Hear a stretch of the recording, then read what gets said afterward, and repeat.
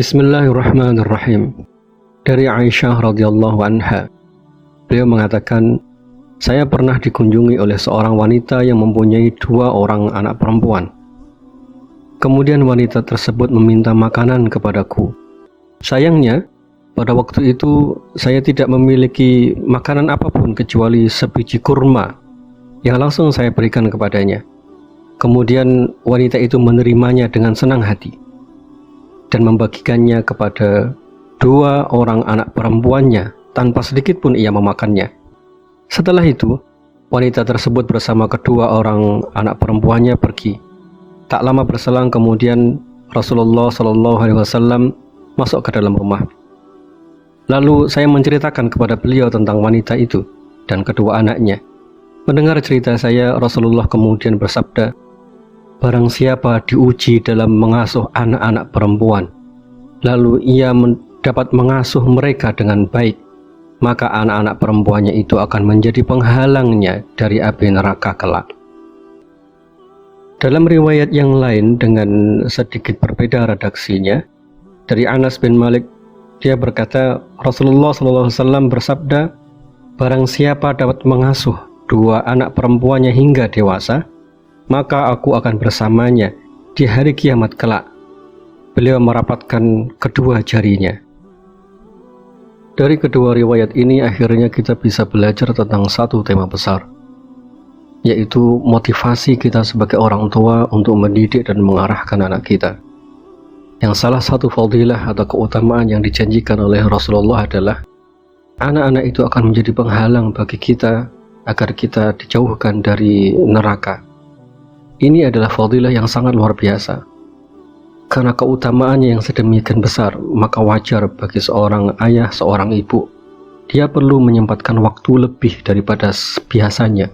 Dia perlu menyiapkan tenaga lebih daripada biasanya, lebih dari sekedar berbisnis, lebih daripada sekedar beraktivitas biasa.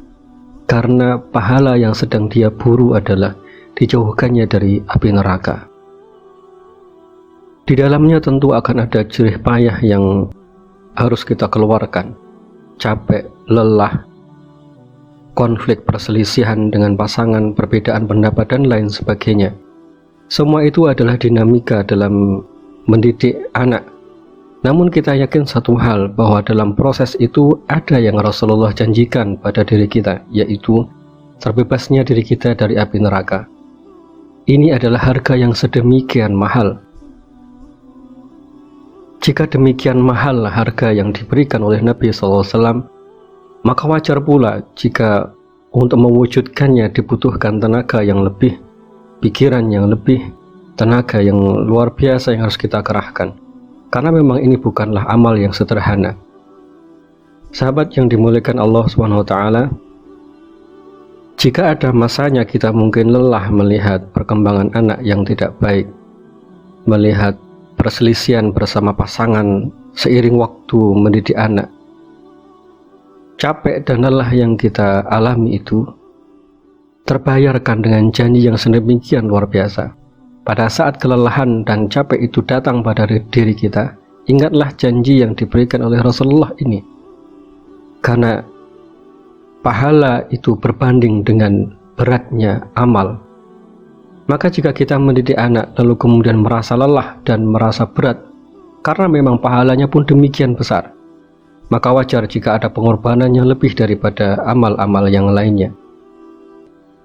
Cara berpikir inilah yang perlu ada dalam diri setiap ayah dan ibu, pada diri orang tua, agar ketika dia mengalami benturan dalam mendidik anak, dia memiliki motivasi yang lebih. Karena faktanya adalah mendidik anak itu akan menemukan waktu di mana benturan terjadi. Akan terjadi suatu saat anak itu tidak sesuai dengan harapan. akan terjadi suatu saat adanya perbedaan antara kita dengan pasangan kita, dengan orang tua kita, atau anak-anak terpengaruh oleh lingkungan sekitarnya. Dan itu semua akan mengacaukan semua target yang kita harapkan. Nah, dalam situasi semacam itu, kita diperlukan ikhtiar lebih daripada sebelumnya. Salah satu yang bisa membuat kita bertahan dan mau berjuang lebih adalah motivasi yang Nabi sebutkan tadi. Ada harga yang sedemikian mahal yang Rasulullah janjikan.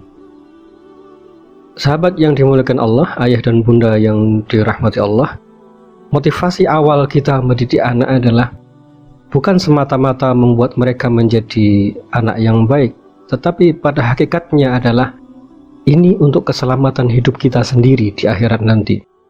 Ketika anak-anak itu menjadi anak-anak yang baik, maka dia menjadi harta yang sangat berharga dalam kehidupan kita setelah kematian itu.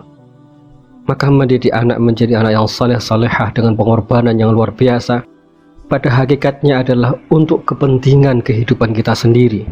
Pada saat amal itu sudah tidak ada, pada saat kita sudah tidak mampu lagi untuk berbuat, beramal, yaitu pada saat kita berada di alam barzah. Manfaatnya saat itulah baru kita akan merasakannya. Oleh karena itu, bersusah payah hari ini, berat rintangan yang harus kita tempuh, itu semua adalah kebaikan yang pahalanya akan kita tuai, akan kita petik pada saat kita mungkin tidak di dunia ini.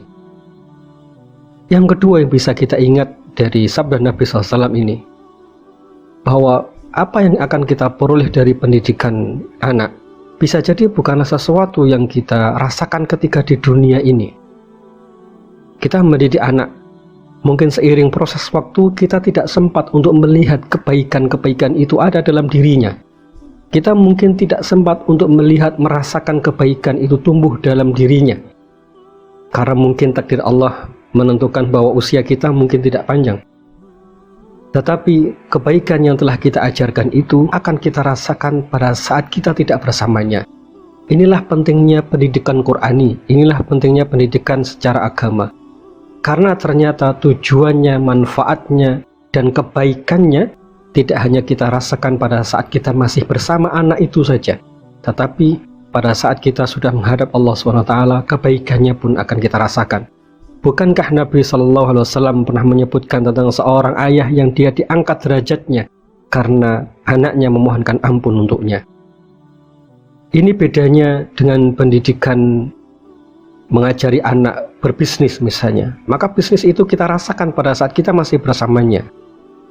Namun ketika kita mengajarkan Al-Quran, walaupun kita tidak melihatnya, karena mungkin takdir yang memisahkan, kita berada di alam kubur, maka setiap hurufnya, pahalanya akan mengalir kepada kedua orang tuanya, kepada kita.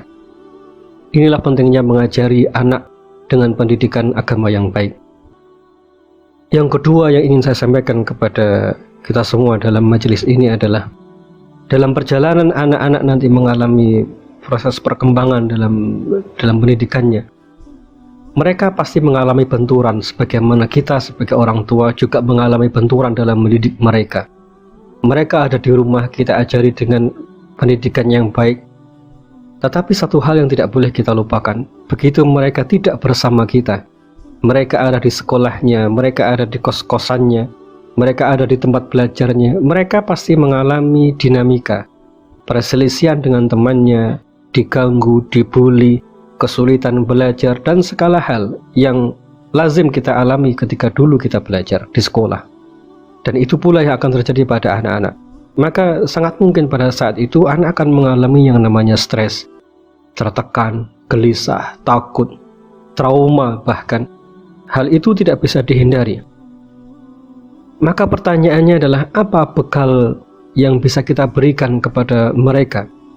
Apa yang diajarkan oleh Nabi dan para sahabat kepada anak-anaknya untuk diberi bekal supaya mereka bisa mengarungi perselisihan, mengarungi perjalanan hidupnya? Karena tidak mungkin kita bersama mereka 24 jam. Pada poin ini, maka kita bisa belajar dari apa yang disebutkan oleh Nabi SAW ketika beliau bersama Abdullah bin Abbas. Ketika beliau ini masih usia belia, Rasulullah bersama Ibnu Abbas, beliau menyampaikan, "Ya ghulam, wahai anak, ihfazillah yahfazka, jagalah Allah maka Allah akan menjagamu. Kita semua sudah kenal hadis ini insyaallah. Dan penjelasan hadis ini sudah sangat banyak bisa kita dapatkan. Namun dalam konteks pendidikan ini, apa yang bisa kita petik? Kenapa Nabi Shallallahu Alaihi Wasallam mengajarkan kepada anak kecil yang bernama Abdullah bin Abbas ini tema tentang jagalah agama Allah, maka Allah akan menjagamu. Jika kamu meminta, maka minta tolonglah kepada Allah. Dan seterusnya, hadis ini sudah kita kenal. Apa makna dari hadis ini bagi Abdullah bin Abbas atau bagi anak-anak kita?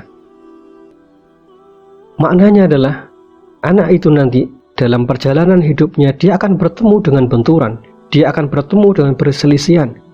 Yang saat itu mungkin dia akan merasakan rasa takut. Yang saat itu dia mungkin akan merasakan cemas, khawatir, gelisah. Dia mungkin dibully, dia mungkin prestasinya tidak seperti teman-temannya, ada perasaan minder, ada perasaan merasa dijauhi oleh teman-temannya misalnya. Semua perasaan itu harus ada jalan keluarnya. Dan tidak mungkin kita sebagai orang tua 24 jam untuk mengerti apa yang dia rasakan. Bekal yang dibutuhkan oleh anak ini adalah ihfazillah yahfazka, jagalah Allah maka Allah akan menjagamu. Artinya kita sedang mengajarkan sebuah konsep dalam diri anak, dimanapun engkau berada ada Allah yang sedang menjagamu. Dimanapun apapun yang engkau lakukan ada Allah yang senantiasa mengawasimu. Jika engkau mengalami kesulitan sementara ayah dan ibu tidak ada, tidak perlu khawatir, ada Allah yang selalu memberikan apapun yang engkau berikan, yang engkau minta. Ada Allah yang selalu menentukan takdir atas hidupmu. Jika seluruh makhluk berencana menyakitimu, ada Allah yang selalu menjagamu. Jika Allah katakan tidak, maka tidak akan terjadi sesuatu yang buruk atas dirimu, dan seterusnya. Dari hadis ini akhirnya kita bisa belajar kenapa Nabi SAW menjelaskan tema ini kepada anak kecil bernama Abdullah bin Abbas. Karena ternyata anak itu memerlukan konsep ini dalam dirinya, yaitu merasa dijaga oleh Allah, agar dia tenang, agar dia berani melangkah. Ketika dia mengalami kesulitan, tidak perlu takut karena ada Allah tempat dia memohon pertolongan. Jadi konsep dasar ketika kita telah mengajari anak kebaikan, lalu kita lepas dia di sekolahnya, satu konsep dasar yang harus kita ajarkan pada dirinya adalah Allah bersamanya. Allah yang akan mengabulkan semua doa-doanya. Tidak perlu lagi takut dengan orang, tidak perlu lagi takut dengan semua kekurangan-kekurangan diri kita, karena ada Allah tempat kita mohon pertolongan. Jadi, inilah yang mungkin perlu sehari-hari kita lakukan sebagai ayah, sebagai ibu, ketika kita bicara kepada anak.